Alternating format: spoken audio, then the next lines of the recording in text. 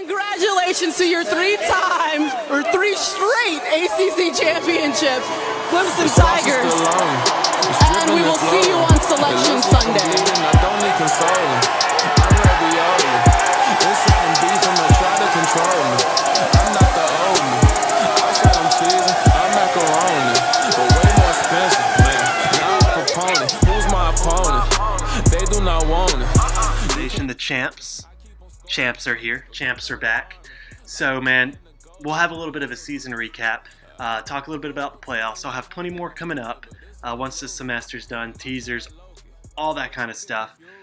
First of all, let's just talk about last time I made a video. It was after the Syracuse game. Told you it wasn't the end of the world, but it was obviously a disaster. I mean, it was a very disappointing loss. Since then, we've only gotten better as the weeks have gone on. You know, I want to go back and talk about it. At the beginning of the year, I made a video previewing the year. I thought that 10-2 was realistic. Some people said we wouldn't win that much. A lot of people, especially some of our Rivals fans, saying that we were going to be a 8-win team. Obviously, Dabo and this team thought otherwise. We lost our quarterback, running back, some wide receivers, lost some key defensive players. Lost a lot, and a lot of people, it was just a big question mark, and it was a question mark for us too. But this team responded very well. The strategy this year was not a high-powered offense that scored 40 points a game. It was a strategy of just get up early and cruise. Get up early and cruise, and let the starters come in or the starters come out and let the second string and third string come in and finish the game, and it worked to perfection. It has our team mostly healthy this time of year, which cannot be said about some of the other teams. You know, Kelly Bryant coming in here, just playing so much better than many people thought he would. Such big shoes to fill. He did what he needed to do this year, and then some. The dual threat, it was great. It was great to watch. Tiger defense is possibly the best defense I've watched ever for Clemson. The stats might not be the best as the 2010 team, but you got to remember the 2010 team. Those starters were in there the whole game. Our starting defense was out in 10 of the 13 games we've played. 10 of the 13 games we've played, our starters didn't play in the fourth quarter on defense. That is amazing, guys. 10 out of 13. Our starters didn't play in the fourth quarter. That is just taking care of business, getting things done that need to be done. So proud of this defense, you know, the offense that stepped up. Our starting defense had allowed one or less touchdowns in 10 of those 13 games. One or less. Both teams from the mighty SEC we played, starters did not score on Clemson. Starting defense didn't score on Clemson. South Carolina kept Jake Millie in forever. Auburn, obviously, it was a close game, so they had their starters in. But, you know, all these games, only Florida State, who scored on a fluke trick play late to get to 14 points, and the NC State game where NC State gave us a good fight, and then obviously the loss. Other than that, man, it was just perfect defense. Cannot talk about how good it was. And the offense, man, the running attack has been so fun to watch with ETN coming in here. Didn't see him against Auburn and some of the earlier opponents until Boston College was really his breakout game. So, you know, Auburn didn't even get to see ETN. It is what it is. And as far as the playoffs go, I want to touch on that a little bit. Clemson, Alabama, the trilogy. A lot of people talking about Alabama and Ohio State and all of that. But here's the thing. There are only 3 deserving teams this year. There wasn't going to be a team that deserved to be there. You can argue about both those teams as much as you want, but there's no doubt in my mind, there's no doubt in any reasonable fan's mind that Alabama, although they were not really proven this year, they don't deserve a playoff spot. They could still go on to win the whole thing. I doubt it, but you know, Saban could definitely go on and win the whole thing. I still would not think they deserve this spot because they can't help their strength of schedule, but it's what killed Clemson back in the day when people would say we didn't deserve Orange Bowl, all that kind of stuff because of our strength of schedule.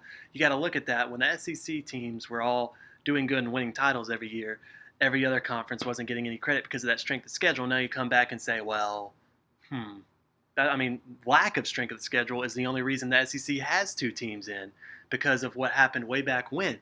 Had Georgia played, and I'll give Georgia credit, they did play a little bit tougher from the West than Alabama played from the East. Alabama played some horrible teams from the East. At least Georgia played Auburn, and obviously they got crushed the first time.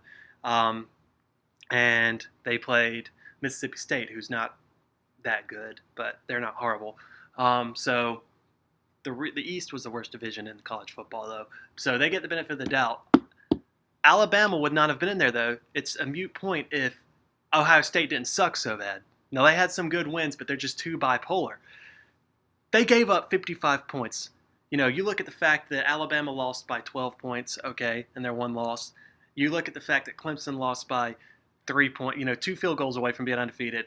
You look at the fact that Oklahoma was close to being undefeated against Iowa State.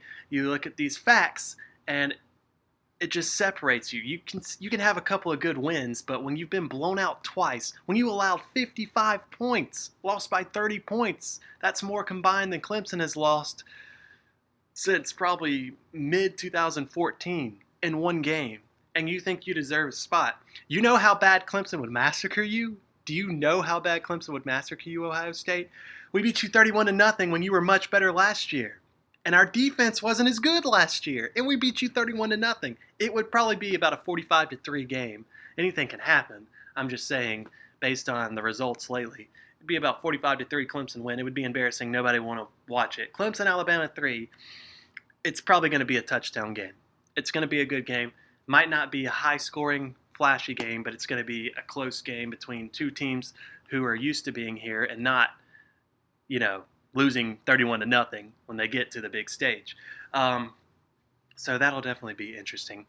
As far as the matchup goes, I think it's going to be a pretty low-scoring game. Like I said, I'll get more to it, but I just wanted to get on here and talk about how proud I am of this team.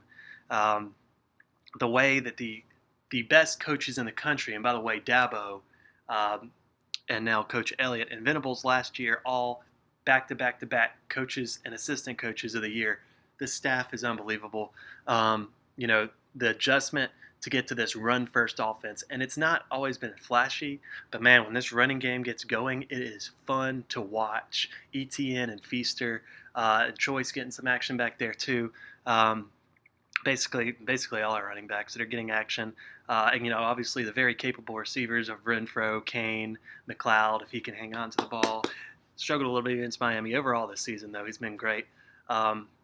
Especially returning kicks. So just a complete team. I think we have the most complete team right now that we've had under Dabo. This could be the best team we've had yet. And the stats don't lie. The defensive stats especially, they don't lie. This could be the best team we have yet. And if we can play the way I know we can play, there's definitely no doubt in my mind we can be back-to-back national champions. Obviously, there's 3 good teams, very good teams in the playoffs with us. But we're peaking at the right time, like always. Dabo built this team. Take the starters out. Only let the starters play 3 quarters a game. Rest them up. This team is built for the postseason, and the coaches made sure of that, and it's going to be tough. Not only this year, just want to remind everybody, this is the worst year Clemson will be for a few years. We have this great recruiting class coming in. A lot of these guys returning. We've got the number 1 quarterback in the country coming in. We've got some of the top running backs and receivers in the country coming in.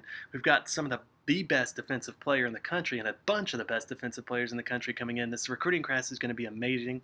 The recruiting class last year was really good. This team is just getting started, and the dynasty, if we win a national championship, you can say it's officially begun.